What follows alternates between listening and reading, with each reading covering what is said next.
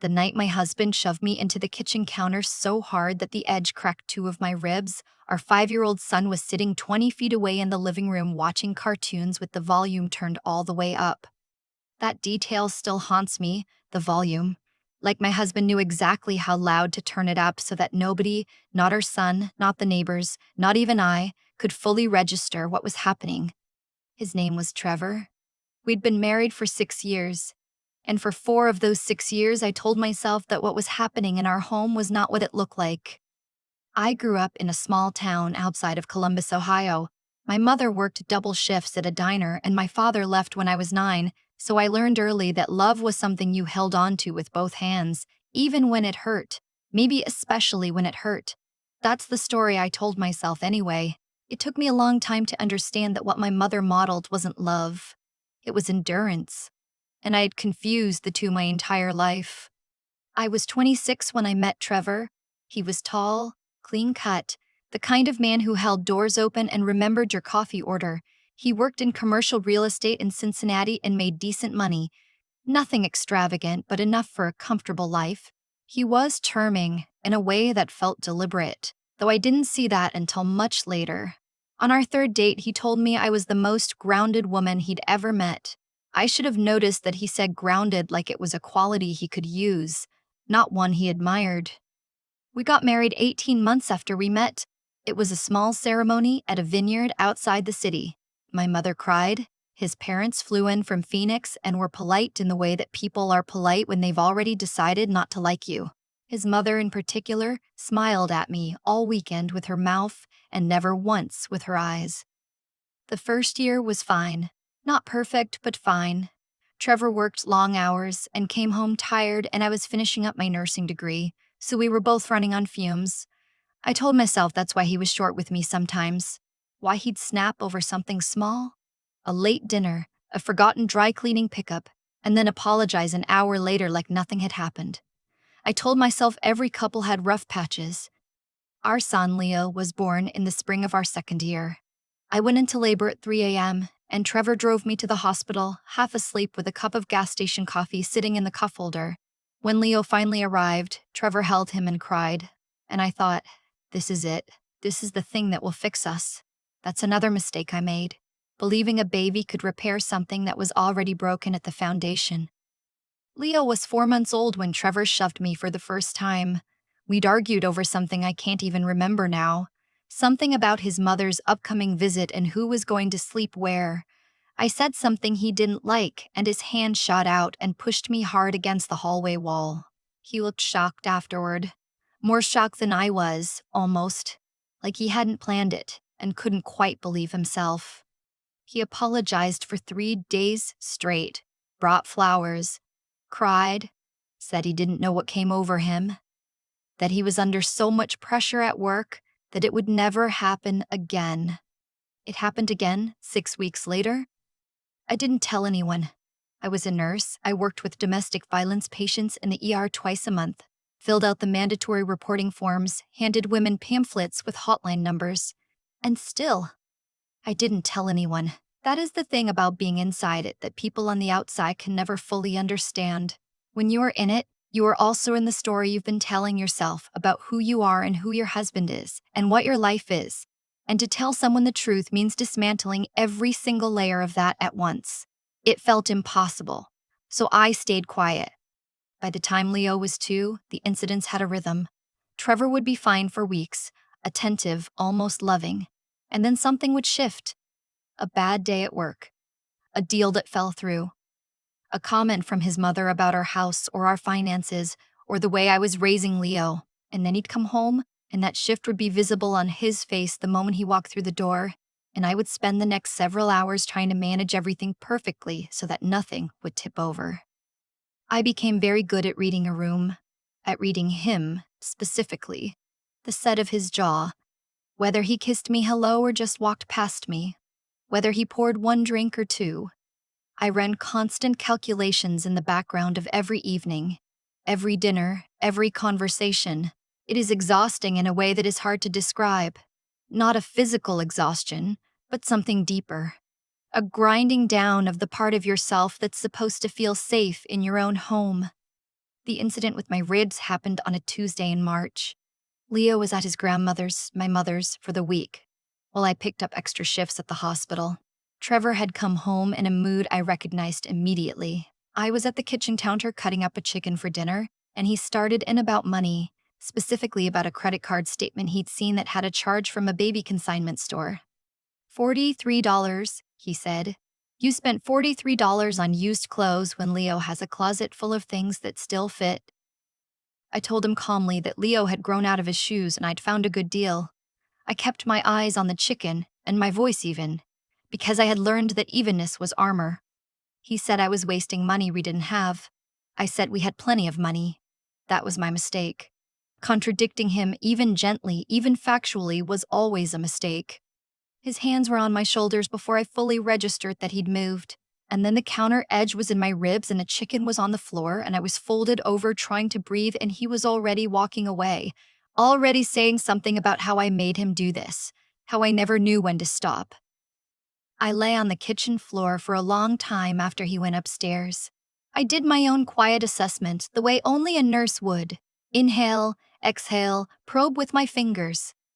Bruised, possibly cracked, not punctured. I was okay in the clinical sense. I got up, put the chicken back in the pan, finished making dinner. He came downstairs 40 minutes later and ate without speaking. I ate standing at the counter because it hurt too much to sit. 2 days later, I went in for a shift, and my colleague, a PA named Whitney, who had worked alongside me for 3 years, pulled me aside before morning rounds. She didn't say anything dramatic. She just looked at me and said, quietly, "How bad is it?" I started crying before I could stop myself. That conversation lasted maybe 12 minutes. We were both due on the floor, but she wrote a number on a Post-it note and pressed it into my hand, and I put it in my scrubs pocket, and I looked at it every day for the next 2 weeks while I decided what to do. What made me finally decide was not another incident. It was a Tuesday morning when Leo was playing in the living room and Trevor was in his home office on a call, and I walked past the office and heard him laugh. Not his regular laugh, a different one. Softer. The kind you use when you don't want to be overheard. I stood in the hallway and listened. I heard him say a name I didn't recognize. I heard him say, "I miss you too." I heard him say, "I'm working on it," in that particular voice men use when they're promising something to someone they want to impress. I walked back to the kitchen and stood at the sink and looked out the window at our backyard and thought, with a clarity that surprised me, of course, it wasn't even devastating. It was almost a relief, in the horrible way. The confirmation of something you've suspected for a long time can feel like relief. It gave me something concrete, a reason that had nothing to do with the $43 receipt, or the dry cleaning, or me not knowing when to stop. I called the number on the Post-it that afternoon while Leo was napping. The woman who answered was a domestic violence advocate named Susan, and she was the first person in years who made me feel like I was not crazy and not a failure. She listened for 40 minutes without interrupting. Then she asked me very specific questions about the frequency, the severity, whether there was a pattern, whether I had anywhere safe to go. She talked about documentation. She talked about exit planning. She told me that what I had experienced was not a rough patch and not normal stress and not something I had caused. I began documenting everything after that call. I downloaded an app, a private, password-protected one that Susan had recommended, and logged every incident with dates and descriptions. I took photographs of my bruises. I wrote down things Trevor had said as precisely as I could remember them. I started moving a small amount of money into a separate account. Not enough to raise suspicion.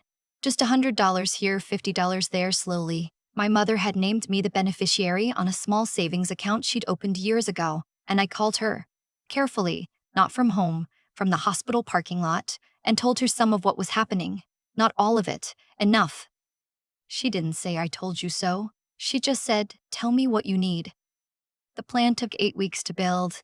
I want to be clear about that because I think people assume that leaving is a simple decision, a single moment of courage. It isn't. It is a project.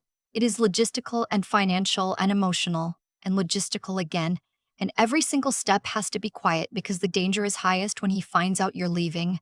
Susan told me that, and the statistics bore it out in ways I knew too well from my work in the ER. The night everything broke open was not one I had planned. It was a Sunday in May.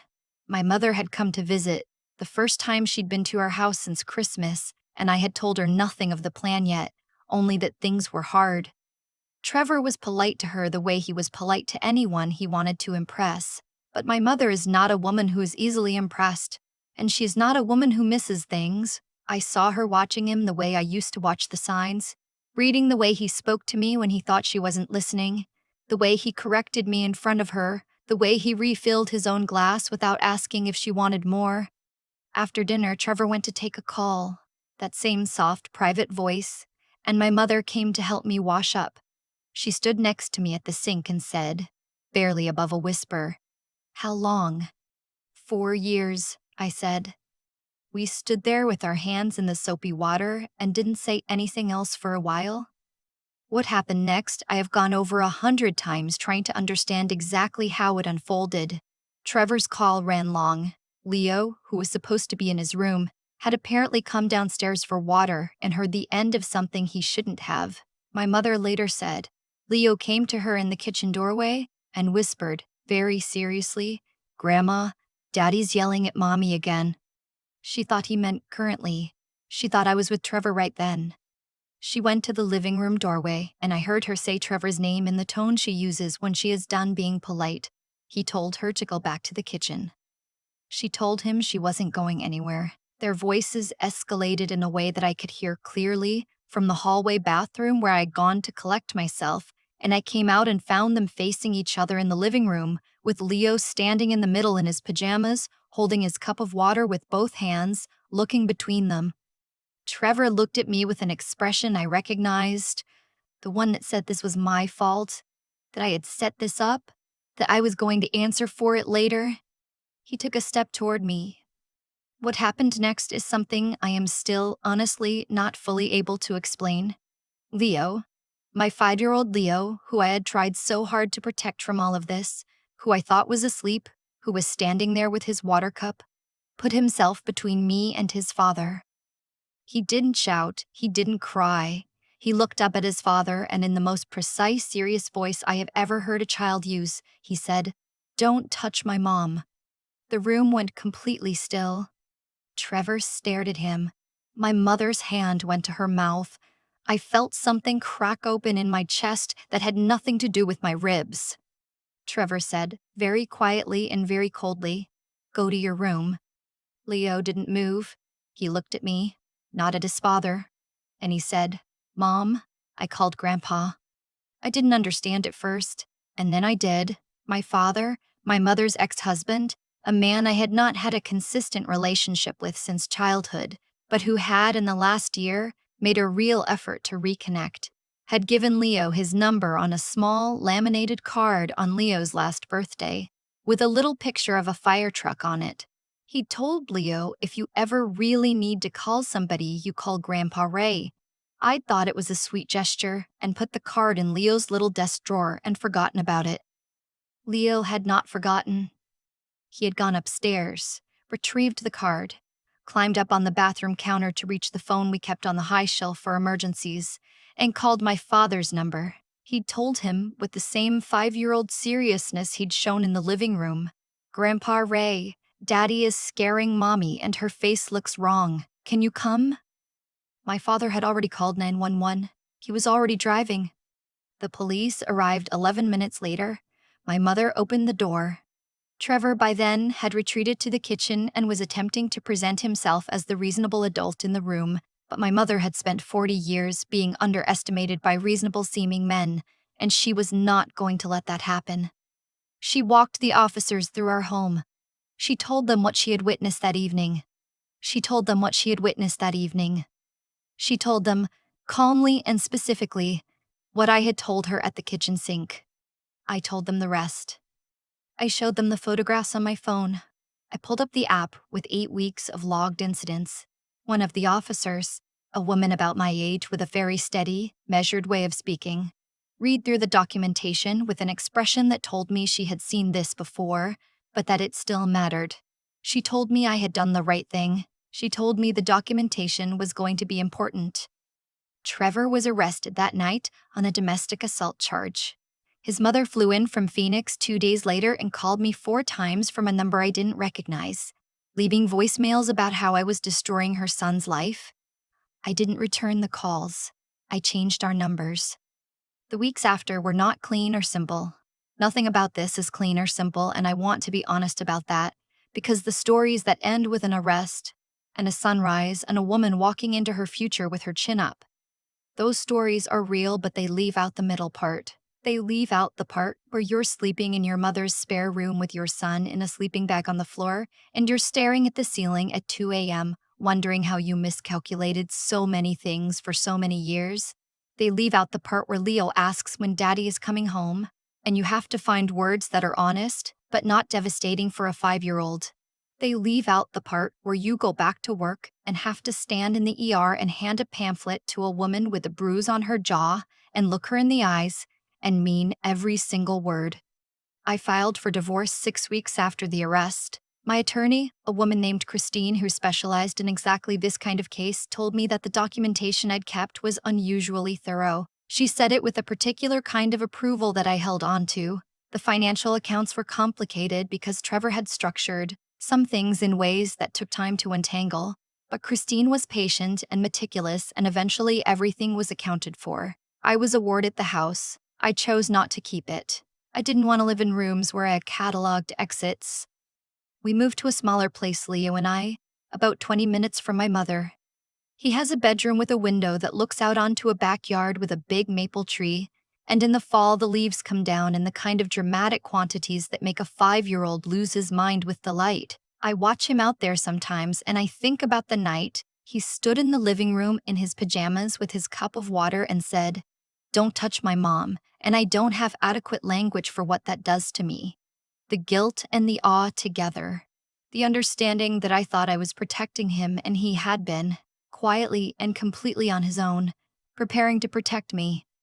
My father and I talk on the phone every Sunday now. He doesn't bring up that night much. He's not a man who belabors things. But once, a few months ago, he said, "That kid is something else."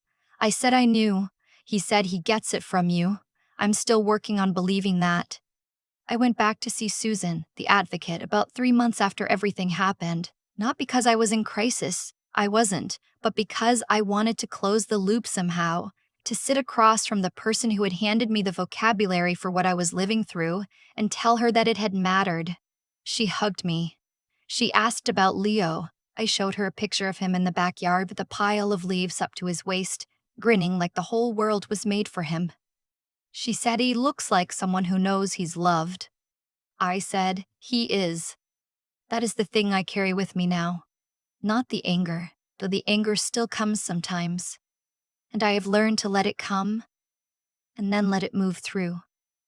Not the shame, though that also still visits. Quieter now, and shorter staying.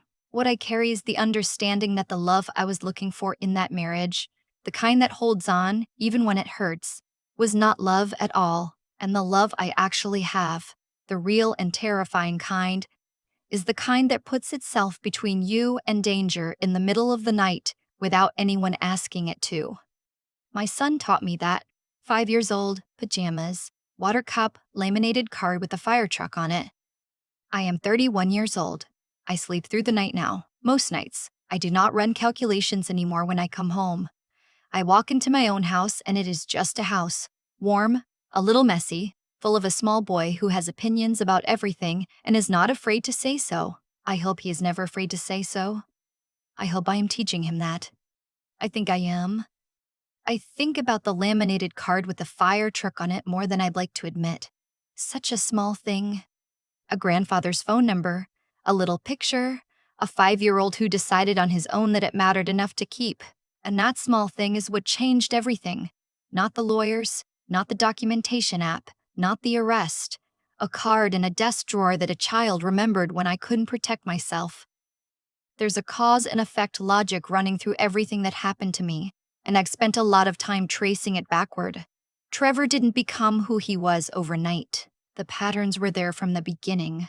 The corrections, the control dressed up as concern, The way he filed down my confidence so slowly I didn't notice how much of it was gone until I had almost nothing left to stand on. And I stayed not because I was weak, but because I had learned, long before I ever met him, to confuse endurance with love. That lesson came from somewhere. Everything does. But here's what I've come to understand about how things turn.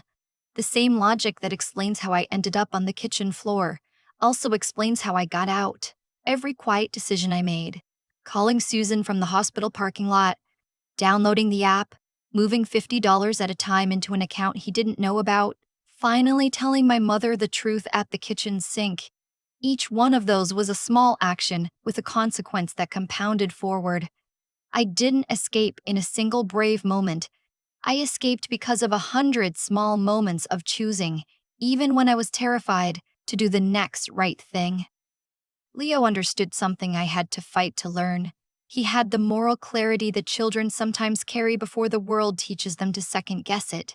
When he stepped between me and his father, he wasn't calculating risk. He just knew, with the uncomplicated certainty of a 5-year-old who has never been taught to look away from what is true, that what was happening was wrong and that he was not going to stand still while it continued. That is a kind of integrity I am still working toward. He didn't learn it from a lesson I taught him. He learned it from watching me, even in my most diminished moments, still show up for him, for my patients, for the quiet work of getting us out. The intelligence that saved us wasn't dramatic. It was practical and patient. It was Susan asking the right questions in a steady voice. It was me writing down dates and descriptions in an app at midnight. It was Leo remembering a phone number from a birthday card and understanding, without anyone telling him, that this was the moment to use it. Wisdom isn't always the kind that announces itself. Sometimes it's just knowing what to hold on to. And the resilience? I used to think resilience meant not breaking. I know now it means breaking and continuing anyway. I broke more than once. I cried in a hospital bathroom. I slept in my mother's spare room. I answered Leo's questions about his father with words that cost me something every time. And then I got up and went to work and signed the papers and chose the new apartment with the maple tree in the backyard. I am 31. My son is 5, and opinionated and unafraid to say so. That is enough. That is more than enough.